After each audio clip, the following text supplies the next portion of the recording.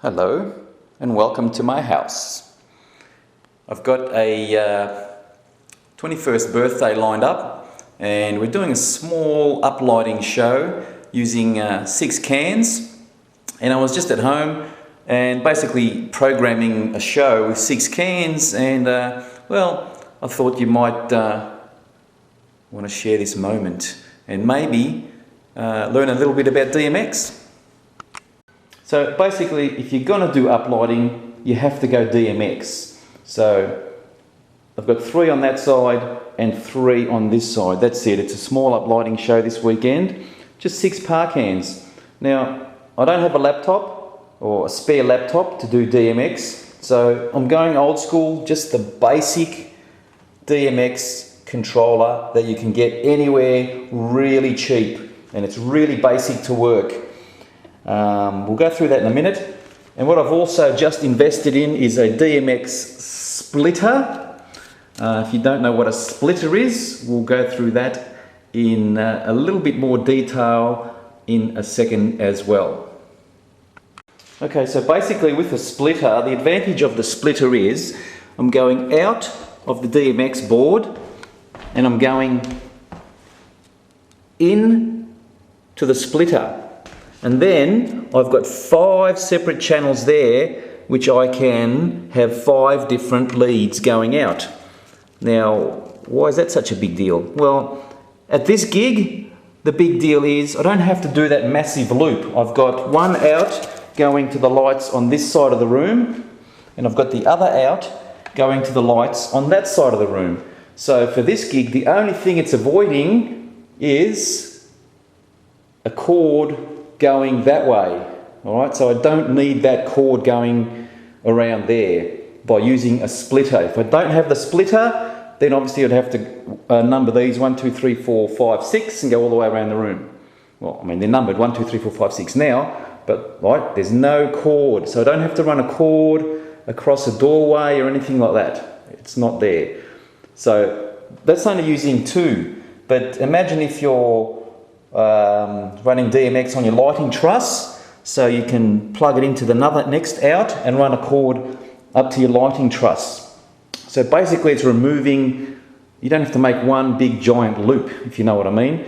So in other words, I've got one going that way, one going this way, I'll have another one going up to a lighting truss, and I may have another one going over to the dance floor with a vertical trussing that may have some scanners on the top, right? So that's basically what the splitter is used for. It's pretty cheap to get, pretty handy.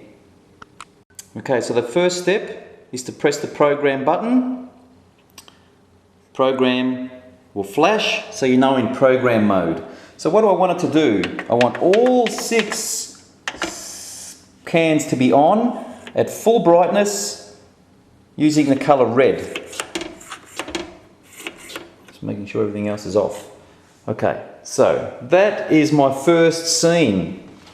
Now, to program it, all I've got to do is MIDI add,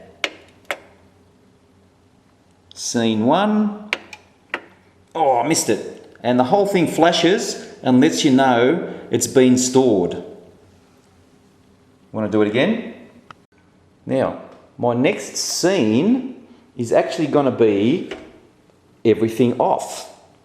All right, so again, what you got to do is press the add button.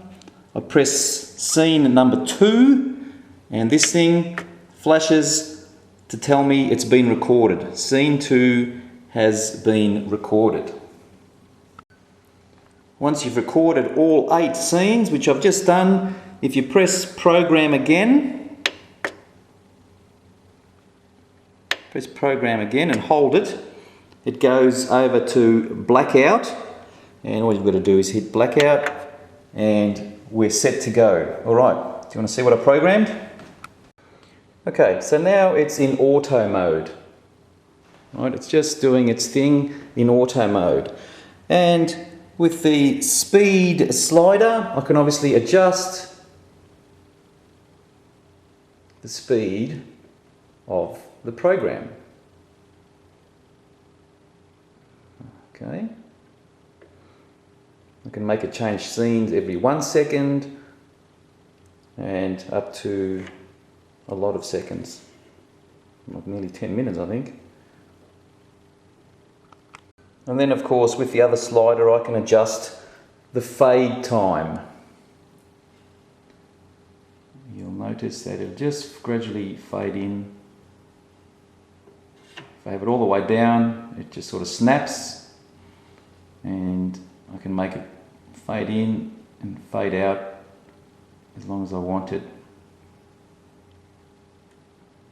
Alright, see the difference? Or just snaps. Right. That's in auto mode. Alright, now I'm in sound mode. I've got the speed all the way up, the fade all the way down, music's going. Now you know why I programmed an off. Alright, can you hear every time I hit the side of the controller?